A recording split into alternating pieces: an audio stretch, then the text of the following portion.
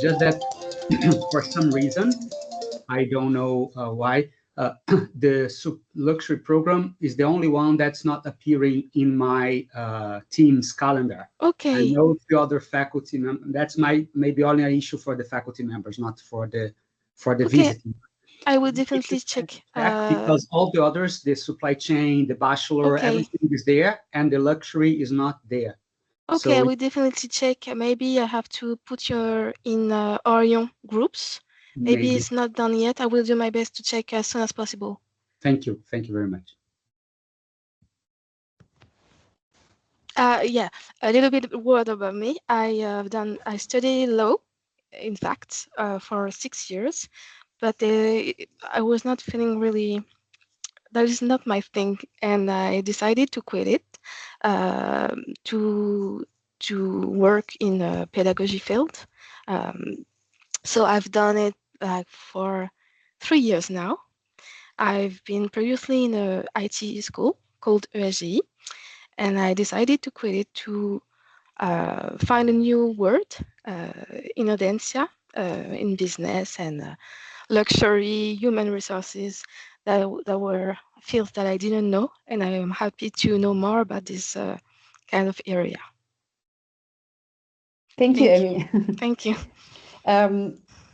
When another thing, what I also invite you to do, and which is actually very important, when you have external lecturers that you want to invite to your program to speak, to give an example, a témoignage, as we say, don't just invite them without informing us. So it's important that you inform me that you intend to do it. Also, who is it, that we can plan it, and Emmy is going to integrate that as well in the planning, which means we would like to inform the students before an external speaker is coming in their program. Okay, external speaker will come up, which allows them as well to eventually think about potential questions and prepare them in advance. So in this case, ask me if it's okay to bring this and that person for this and that session. And also put Emmy in a copy of this message, because she will then integrate that in the student planning. Yeah, if you have maybe already seen that, but there are a few different campuses. And if you are lost, don't hesitate to reach out to me. I will do my best to show you the rooms. My office in the Colisée 3. It's the office 327. You can, of course, come to visit me. I will be happy to see you in person. But I know that there are people that are from different countries, or maybe you are based in Nantes. So don't hesitate. Feel free to visit me. I will be very glad. And what I asked Emmy, I don't know if she can do it for every new arrival, but I asked her, like we love to do it in luxury, to welcome personally. It's Yeah, of a course. service gesture, and Emmy knows when you will first teach your class. And if possible, if there's not an overlap with another meeting that she is in, she will do her best and be there and welcome you in class. So that was our goal. We couldn't do that last year, but this year, this is something we would love to do. And we will, so that you are feeling as well, okay, I'm welcome, I'm starting, and Emmy can be with you in the very first minutes to somehow do a handover and help you if you need for plugging in for any technical help in the classroom. If you have like specific needs for the courses, you can also contact me for the room, the spaces. I will do my best. Isn't that fantastic? I will definitely send you email before your first visit to Audencia for the location, the metro. Yeah. So this is a special thing for our teaching start, because in the Paris campus, the situation is that we have two buildings, the Colisée 3 and 4, where we used to teach last year as well. Most of our classes were actually in these buildings. We had what we call the soap pop, The sofa was a building that was shared with Samsung, but we don't have it anymore. So everybody quitted this building in Saint-Ouen.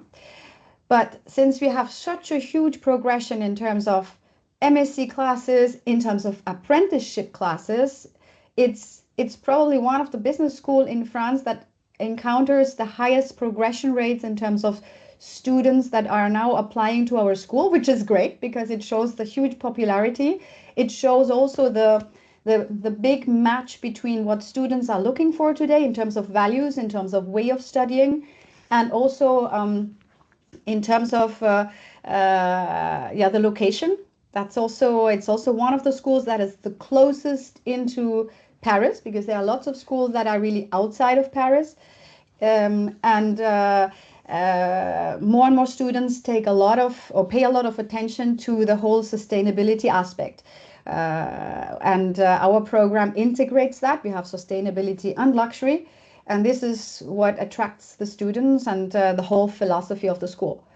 That's why you might have seen it. The school also got the #1 happy index of all business schools, which is great. This is a new ranking in order to ask students, like, are you happy at school, in your teaching, with your professors, with the environment? And apparently Audencia has amazing grades, but we also now need to deliver, of course. Yeah. So the challenge in Paris is that our new final campus is not ready for the start. We are all going to move in January into a brilliantly new building. I think it's 7 stories high, with a new view over Paris, Sacré-Cœur, and beautiful. But when we do the start in September in a week, it's not yet ready.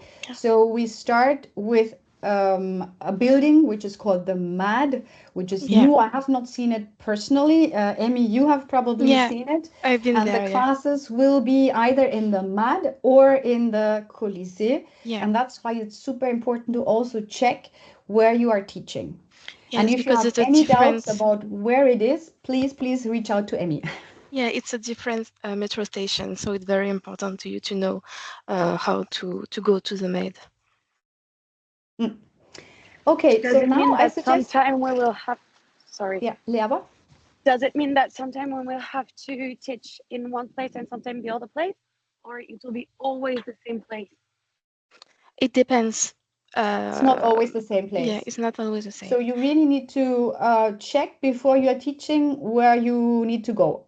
I tried as much Michaela and Emmy, that's why it's really important, my comment I had earlier on. Yeah. Because at least for the permanent faculty, if it appears in the office, in the Teams, it also appears the place, the name of the room. Yes, of course. And then we can just, I see that on my mobile if it changes in the Outlook, but if not, we are a bit lost of. Yeah, of course, it has to be visible for you. Okay, I will see that today. I try to put you as much as possible in Colisée 3 because it's where I am, so it's better. But yes. And sometimes also for the teaching environment, I got some feedback that the MAD is, has this kind of classrooms which are pretty long, with several screens, and this is not what is ideal in order to involve the students. So we try as much as possible to get our teachings in Colisée, which are great classrooms. Yes. So now let's quickly move to you, and everybody says what you're teaching, quickly your background, because it's a nice diversity as well. Some of you are new and some of you are already in. I leave it open to you, whoever wants to take the word.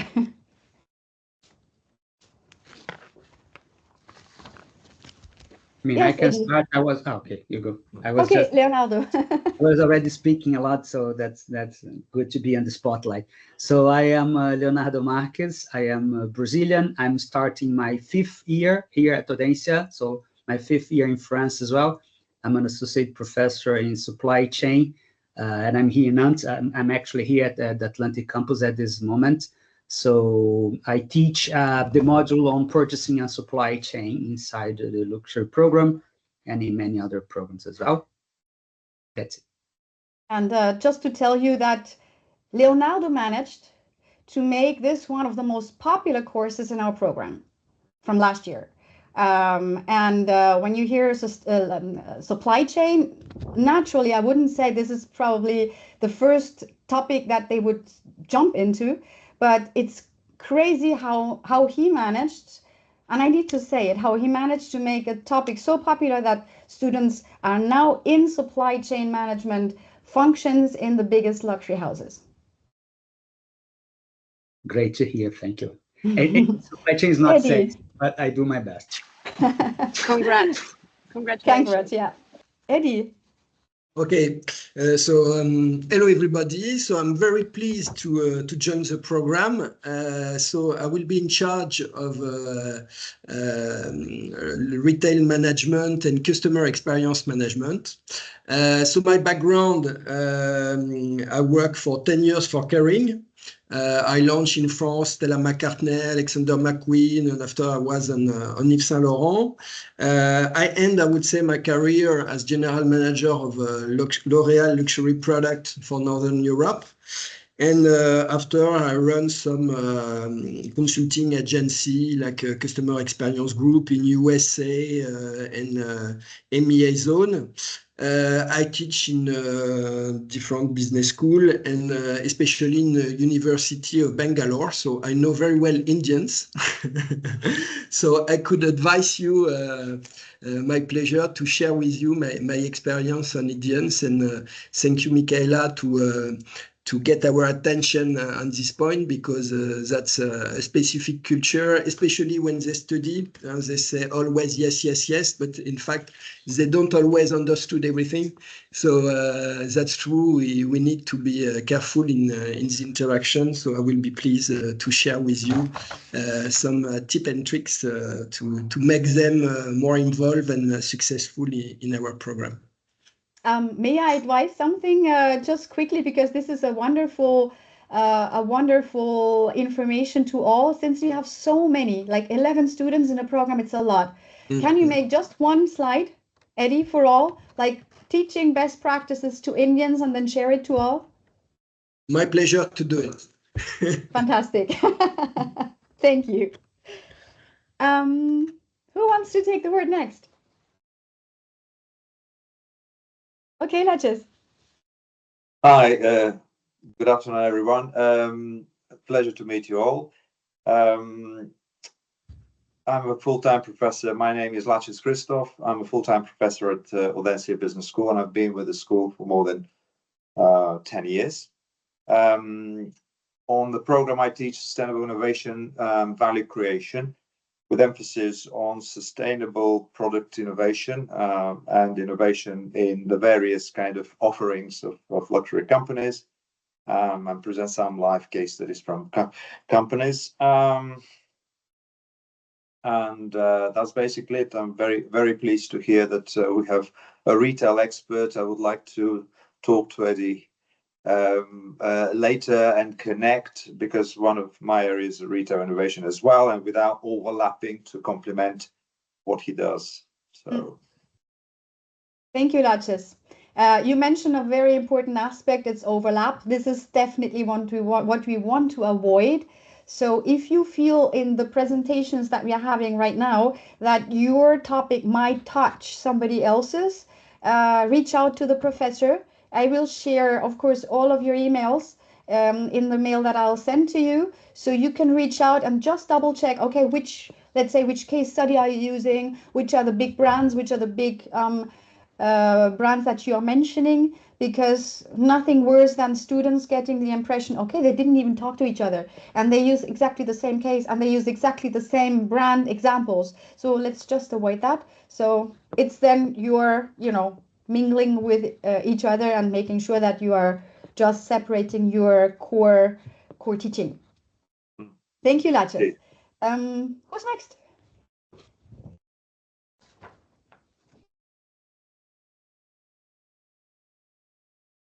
Yes, Liz. Hello, everyone. I'm a CSR consultant specialized in sustainability in cosmetics, and as such, I teach a module in sustainable luxury cosmetics. And I started last year, and I'm very happy to do it again this year. And this is also a great way of allowing them to get a specialization. And with Luce having a real core focus on sustainability, which is an important aspect in our program, which really differentiates us from other competing programs in Grande École that also teach luxury. It's very, very important that all of you, not only Luce, that really all of you integrate the sustainability aspect in your examples, in your teachings, so that the students can integrate that in their mindset. It doesn't mean that it's a 100% sustainability program. No, it's really this allowing the students to merge luxury with sustainability. And when I say sustainability, it is from an ecological aspect and also from a social aspect. It's not just the green nature aspect. It's really also the people and how we treat them. So I invite you all, if you feel that you have not integrated yet enough of sustainability in your examples, in your teachings and reflections, please do it. Thank you, Luce. And I see Olivier is connected because both of them are actually teaching a class together, which means 12 hours is on Luce's side and on Olivier's side is the other. So I profit that Olivier is connected now to give you the word and say a few things about your class. Yes, hello everyone. Hi, Michaela. So sorry, I've been teaching in the bachelor year 3 and just back in the office now. Well, great and perfect timing, apparently. Perfect timing. Yes, so same as last year, as you said, Michaela. Well, first, I'm glad to be part of the team again. And with my 12 hours, we will be talking about sports prevention and well-being for those current students and yet to come managers and professionals over the next 5, 10, 20, 30 years. I just want them, so that's the reflection of Michaela and I on how to provide them with the ways to take care of them now as a bet on their future as professionals and just human beings, not just professionals. So within 12 hours, it's quite a challenge, but we will be doing a little bit of theory to start with and to finish with, and in between they will practice complete different physical activities. So I just want to provide them with intensity, mind-opening sessions. So we'll talk about yoga, we'll talk about indoor rowing, we will talk about a weights session, how to do it properly. So so far between the session I'll be running myself and people who will help, there's at least 4 different kind of activities, complete different ones. And I'm sure that all of the students will at least engage and find a way within those 4 activities, mainly indoors, because that will be between January and February. But maybe I'll take the opportunity also to go outdoors. So at least 4 different activities there, and I hope they will all like and engage strongly for their own well-being. Thank you, Olivier. And actually, for the little anecdote, when we did our last student excursion to Le Champagne, you know, the vineyards are pretty steep. And I saw how our students walked up the steep vineyards, and some of them were fully exhausted when they arrived at the summit. And then I said to myself, no, this is impossible. I can't ask them to deliver excellence if they are not in shape. And then my personal trainer, because I'm training a lot, I'm running quite a lot in the forest, up and down. And my personal trainer, he said, you know what? I'm now training the HEC students. So he is teaching all of the master students and MBA students at HEC for sports, physical sports. It's mandatory now at HEC. And then I thought, hey, I'll ask Olivier to do the same. This is actually how the course came up. And Olivier jumped in and he said, this is fantastic. And this is actually how we redesigned the content of this class, making it also not just the in-class typical top-down thing, but they're going to sweat. Yeah, and to learn how to do it properly, how to take care of themselves, to respect each other, in complete different ways, as I said. So I have friends who teach yoga. We're going to have a former colleague. Some of you remember Francesca. She left in July. And she'll be going. She's now following a course to become actually a weights educator, weight session and physical activity educator. So she will come back to the school just to teach our kids, our students, indoor rowing, because rowing is my stuff, and so weights, indoor rowing, and then the fourth activity we will go probably outdoors a little bit. So yeah, great Fantastic. fun coming. Yes. Thank you, Olivier. Cheers. Who wants to take next the word? Yeah, Laura. Yes, thank you. So hi everyone, it's a pleasure to meet you all. So my name is Laura Ducournau, and this is the first year for me into the program. I'm currently consulting director into Velvet Consulting, which is a company dedicated to support the company into the client centricity. And we have a big part of our portfolio into the luxury industry. So my personal background is entirely rooted into CRM, digital, client experience, so all touch points into the marketing strategy. And over the years, I've had the opportunity to work closely with a group such as Richemont, Kering, and L'Oréal Luxe, for example. So yeah, the idea within this program is really to provide to the students some methodology we have and we have previously deployed into our different customers to support them into the CRM and all client experience strategy. So, Thank you, Laura. And just to let you know that Laura is actually taking over the class that has been taught by Aurélien Henry. You might remember him, and it's exactly the same course. Laura is teaching it, and she works in the same company. Yeah, exactly. So it's a real handover, and this is, I think, ideal because Aurélien, he is heading the structure, and he said, I have somebody in my team who is brilliant to do that, and so I'm really happy, Laura, that you take over to teach this very important class. Thank you very much. And I think it will be important also we share with Eddie, because Eddie, you mentioned that you also cover all the customer engagement part, so it will be interesting just to share the concrete case and something like that to be sure that we are complementary. Yeah, actually last year we got some comments indeed between those two courses. So just to make sure what the real different focus is, Laura, you're focusing on the customer experience part, really the human side. And Eddie, you are the retailing side and then the service on a hospitality aspect. Because that's what students mentioned. We didn't have a lot of hospitality and a lot were really interested in that. So now we try to integrate hospitality as well with the expertise Eddie brings along. And so we have retailing, service from hospitality and also gastronomy aspect. And with you, Laura, it's really the customer experience from a personal side. Okay, great. And I on purpose will hand over now to Leava because there might be an overlap as well because Leava, she is into communication and will also integrate digital aspects. So Leava, welcome. It's also your first time teaching in the program.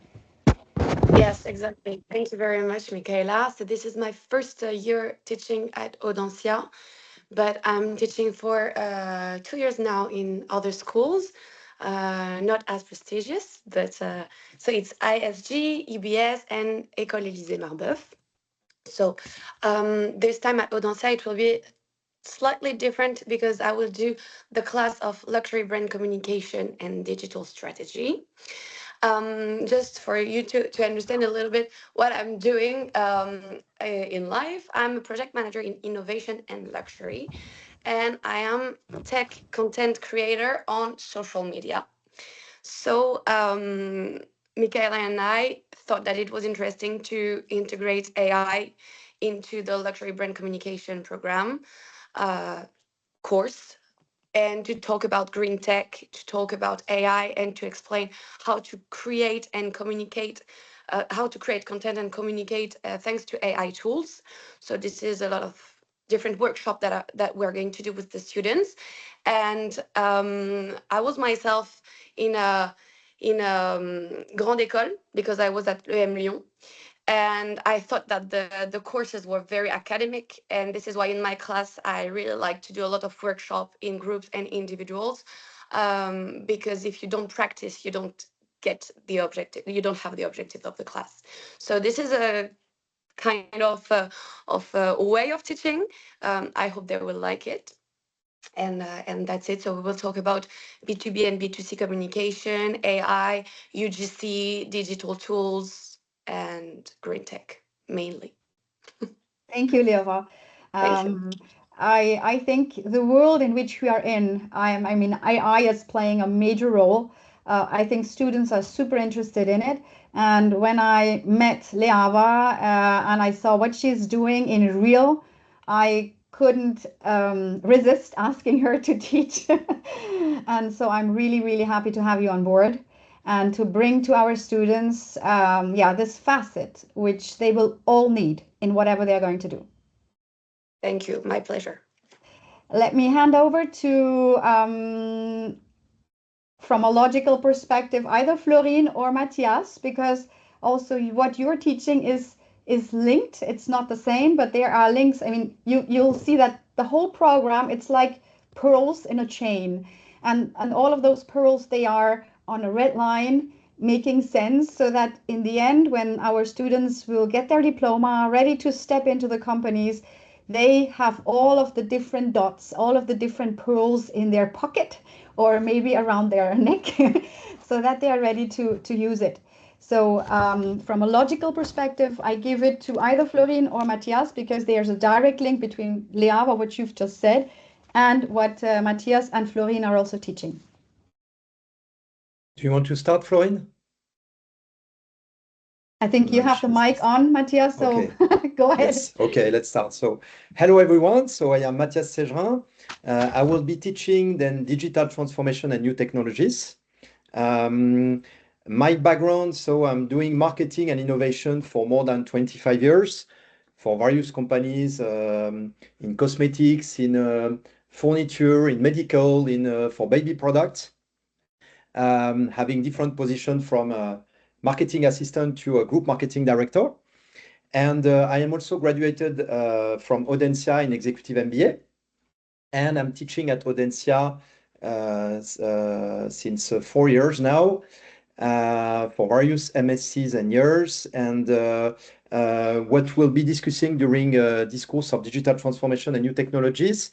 So first, we'll start by defining what is digital transformation, what are the issues, what are the pillars, what are the stakeholders, how it is revolutionizing marketing, discussing about marketing 5.0, for example, talking about AI, but probably from a different perspective compared to what you are doing. For example, Leava, if I understand well, I will talk about Gen AI, but also about predictive AI and what it can bring to marketing. And we'll be also discussing MarTech tools, such as DAM. We'll talk about lead generation, lead nurturing, all these kind of tools and approaches that you can use in B2B and B2C. And they will have also to present a project. It will be a mix of theory and practice during the course. Thank you, Matthias. You mentioned also something important. Of course, all of you are going to evaluate our students. And you will see in the sheet that I will send to you, there's a column in which I put in which courses are not going to have a written exam. And from a Master of Science rule, in each study unit, there are always 3 courses in a study unit. And in one study unit, one course can also be exempt from a written exam, which means they will really be at the end of the year, first of all in December, and then end of the second semester, they have 1 week, which is an examination week, where they will get questions from you, not only Q&A, but also like real reflections and essays to write, usually during 1 or 1.5 hours. And you are not going to supervise, other professors are going to supervise it, but you are going to hand in the questions. And some of you, usually I made that the external professors vacataires fall in this category of exemption from a written exam, but all professors who are used to, you know, integrating these kind of and designing these kind of examinations, you will do it. Just that you understand this column, which is the last one about, CC, which means contrôle continu. So you give the grade during your classes and not in a separate moment of an examination. Thank you, Matthias. Let me now switch to Florine.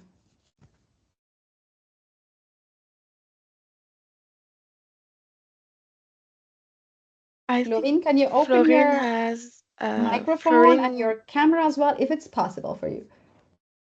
Florine actually wrote a message. She's still in another meeting for now. Okay. Okay, good. In the group so chat. I will do it then for her. She will be teaching e-retailing, which means she is an expert in e-commerce and m-commerce, and I asked her to teach the whole luxury retailing part, because in the first semester we have retailing with Eddie, but he's not going to talk about the e-retailing part. So Florine is going to focus on everything that is selling luxury products online. She will also add another aspect, which is the Chinese market. She's Chinese, so she knows the Chinese market very well. And I asked her to also teach to our students how to sell to the Chinese, and also what kind of tools are specific to the Chinese market, because they are very different, but they take such a big portion in the luxury sales that it's important that our students also are familiar with those tools that the Chinese are using in order to buy, in order to share messages on social media. So for instance, Leava is not talking about the Chinese market in her communication strategies, but that's what Florine is going to do. May I hand over the word now to Jean-Daniel? Yeah, sure. Thank you, Michaela, and hello to everyone. My name is Jean-Daniel Buenic. I'm a lawyer. I've been practicing for maybe more than 20 years. Most of my practice is in the intellectual property field, and part of it is litigation. Most of it is litigation, and part of it is contract. So I will be teaching intellectual property to the class. It's my second year, and I'm trying to get their attention on the fact that when you create something, you need to protect it in order to be sure to have a return on investments. So protection is a key. And in order to make that clear, I tried to explain some difficult notions about copyright, what can be protected, for how long, trademarks, of course, patents, design and models. Well, all the scope of IP in 12 hours. That's a lot to do. And I address contract issues as well, and protection with litigation. So mainly all the areas of intellectual property. And of course, in these classes, there are upcycling issues, because sustainability and upcycling is important, and AI, because, well, you have seen there are a lot of litigation today about AI, about outputs, and about contents. So IP is part of it, and I tried to get their attention on this point too. Thank you, Jean-Daniel. And to say, based on last year, he also did this miracle of transforming a topic which, when you hear about law, you would not necessarily say, yes, I'm going to have a law class, amazing. But he managed in his 12 hours to make our students huge fans of luxury law. And they even asked me, please let him give more than just 12 hours. Well, we maintained the structure, but just to tell you, this was a huge success.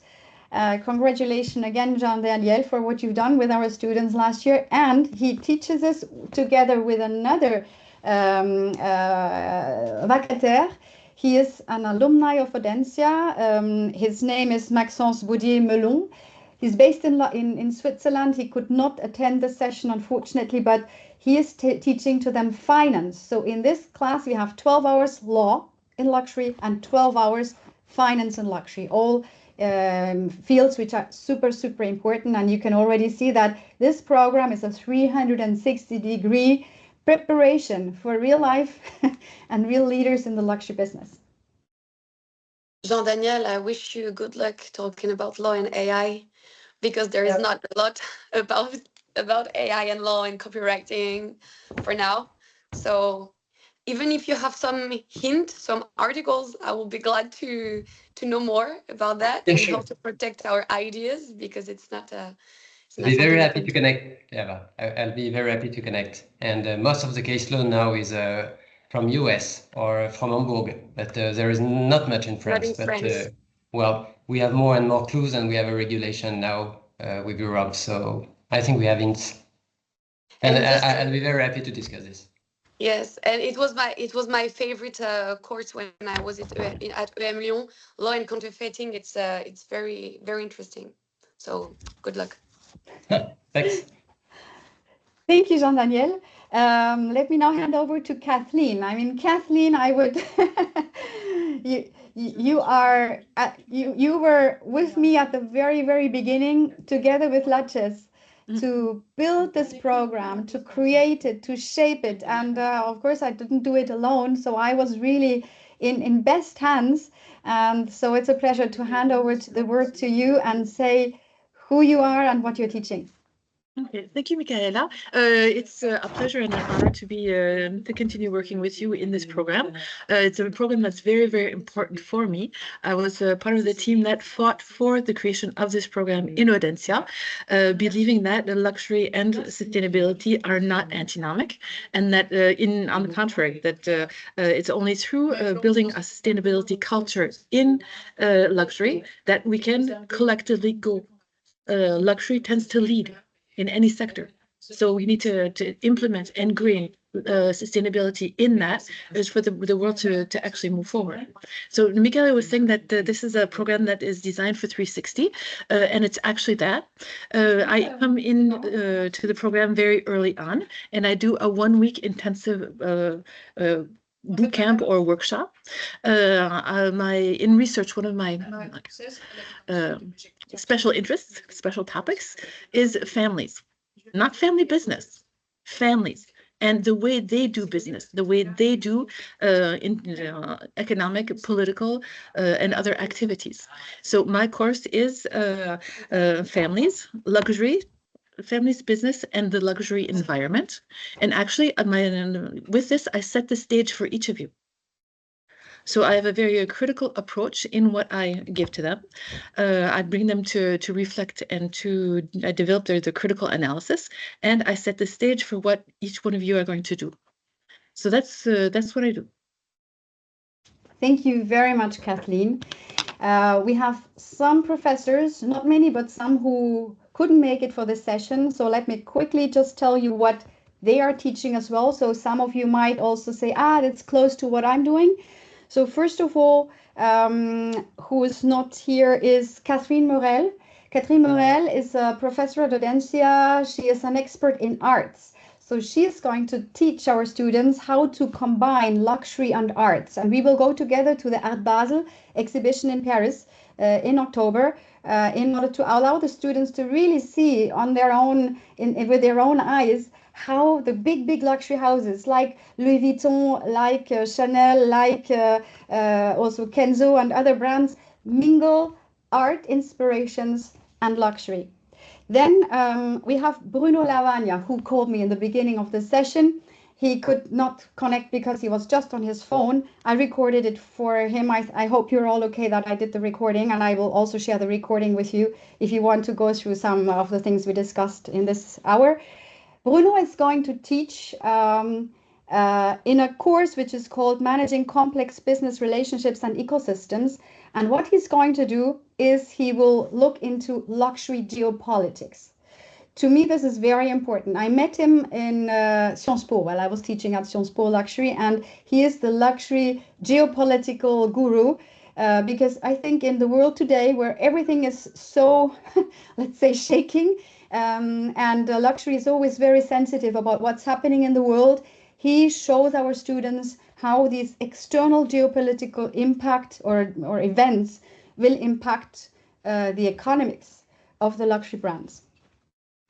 Then we will have Andres Malave. He is going to teach collaboration and managing across cultures. Also an important aspect, because as you've seen, the students come from so many different cultural places.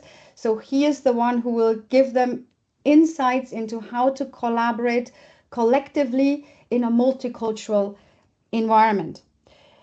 And then they have a course on research methods, because our students are going to work on a master thesis. It's not the easiest thing they will have to do. They will have to write, an academically valid paper on a topic related to luxury and sustainability. This is something which is getting real in November, because in November they are going to address their topics together with their supervisors, and then they will have to defend it. I'm not going to lose any more time on that, but this is a reality. And if somebody is going to talk about master thesis, you know that this is a big thing they will have to do. As for myself, I will introduce the program with a course on the evolution, the codes and characteristics of luxury. Then I will teach them luxury leadership, more from a management and leadership perspective, to make them real responsible leaders tomorrow. And then at the very, very end, when all of the classes are over, this is the last week where I'm conducting a workshop on luxury brand creation, in which I integrate everything that they have learned in order to make sure that they apply it to a real case. Talking about real cases, if you have the possibility to allow the students to work on real cases, that's amazing, because then they feel, okay, it's real. It's not just anything made up. And so what I'm going to do is I will send to you an Excel sheet, or I will integrate that on a OneDrive, asking you to integrate how you are going to examine them. So what are the cases that the case study on which you are going to evaluate the students, and also the ratio, just to double check that we are all good, because we need to have a minimum individual grade of 50% in order to be in the in line with the regulations of Master of Science accreditation, and also to avoid that two cases, for instance, on which you are going to evaluate them are too similar. So I will do that in order to double check, and then I will update also the Tomorrow platform accordingly. Is anybody of you not familiar with the Tomorrow platform? Laura? Yeah, me. Eddie? I don't know, Leava? Emmy, do you know from... I'm not familiar either. Emmy, do you know how this is intended with the external professors? Do they get an introduction into the Tomorrow platform, or what is planned? Yeah, I think I'm gonna send an email with all documents that can explain how to manage Tomorrow and Blackboard platform. So to tell you, Tomorrow is really the hub, the digital hub on which we integrate everything related to each courses. So your courses are on there. The students have access to that. If you want to integrate papers, case studies, whatever you want to ask the students to do, you can upload that on this platform. We use this platform as well for grading. If you prefer, you can also send this information to your students by email. That's why I give you the listing, so you have both at hand. but just know that tomorrow, if you master it, it's great because everything is really on it. So thank you, Emmy, for sharing the how to use the this platform for everybody. If you have any questions, can the professors get back to you, Emmy, Yeah, of course. to have assistance? There is also an important part of tomorrow that is students' presence. Thank you for mentioning that. Maybe you can say something about it? So when you have class, there is also the class on tomorrow for the students, and then they can check if they are there. And I take care of the assiduity later for missing class for students. They have to send me papers. Yeah, it's very important because the students cannot be graded and you cannot be evaluated if you do not do the presence every time. So what I personally do is I always have my Excel file and then I call them and I just check quickly. For me, that's quick. It's quicker than logging into tomorrow and doing it in front of them. And then when I get back home, I log into tomorrow and then I check. Naturally, everybody is actually present, meaning that if somebody is not here, you just have to switch into not present. Okay, so it's just for those who are not there, make sure you find them and then you check has not been there. Then you validate it and Emmy sees, okay, who has been here, who has not been here. Exactly. I think there is, sorry, Michaela. No, go ahead, Emmy.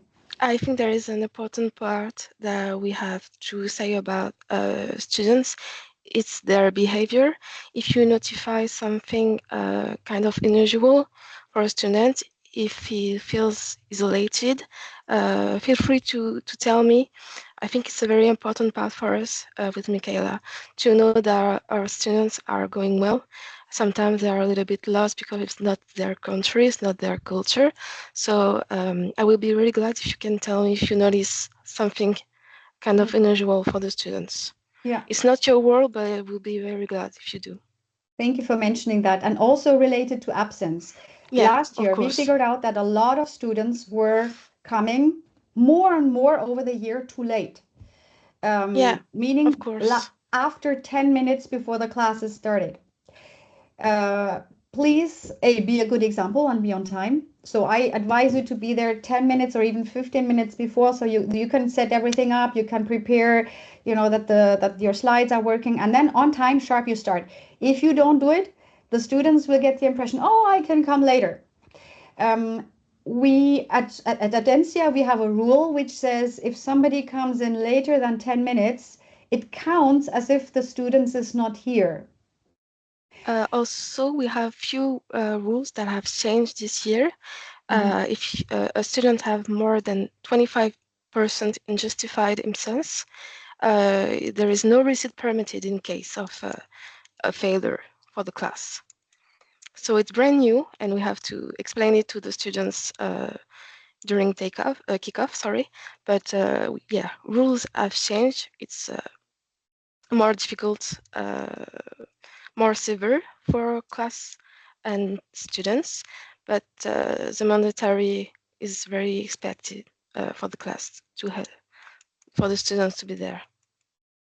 So just to underline this again, because it's super important, more than 25%, it corresponds to 4 sessions.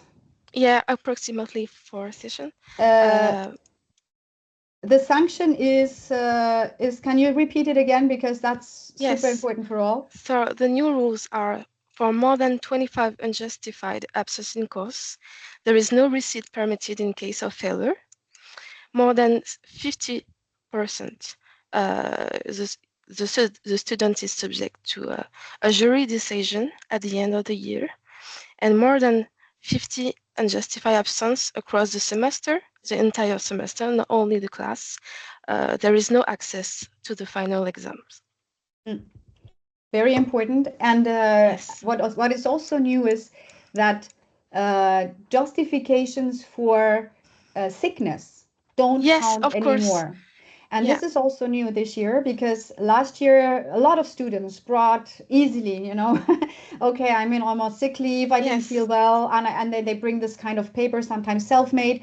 this is not possible anymore. We thought that 25%, you can use it then, your sickness, whatever Yes. happens in this 25%, but this allows to avoid any kind of cheating. And if they are late because of transport, you will hear that, especially in Yes. Paris. The metro was too late. It was decided that they need to go to the RATP and get the justification. Yes. Otherwise, it doesn't count. Yes, of course, there are exceptions for force majeure cases, but it will be discussed during the jury at the end of the year. Yeah. The explanation of the late or absences and things like that, it's to us or it's to Amy? To me. Okay, so they will But- not have to show us any ticket from the RATP Yeah. or any. Yes, but I'm pretty justification, sure that right? students will be contacting you for that. Maybe they will send you some justification. Of course, you can send back to me. Very important. But Yeah. what's up to you is if you apply the 10-minute late Yes. exclusion or not. I'm not in favor of excluding somebody from the class, but you can tell them, personally, what I'm going to do is I will say, okay, whoever is 15 minutes plus late, I'm counting it as an absence. That's how I'm going to apply it. I think 10 minutes it might be, especially in Paris, a bit hard. In Nantes, it's easier to apply. It's a global Audencia rule, but that's my recommendation. So I think all important is said. I'm going to send to you the Excel file, the student sheet, also the sheet on which you are going to integrate how you intend to examine your students, because on that I need to make sure that we don't have any overlaps, and also that the tomorrow syllabus is rightly filled in, because all of your courses are on this platform in the description on what is going to happen.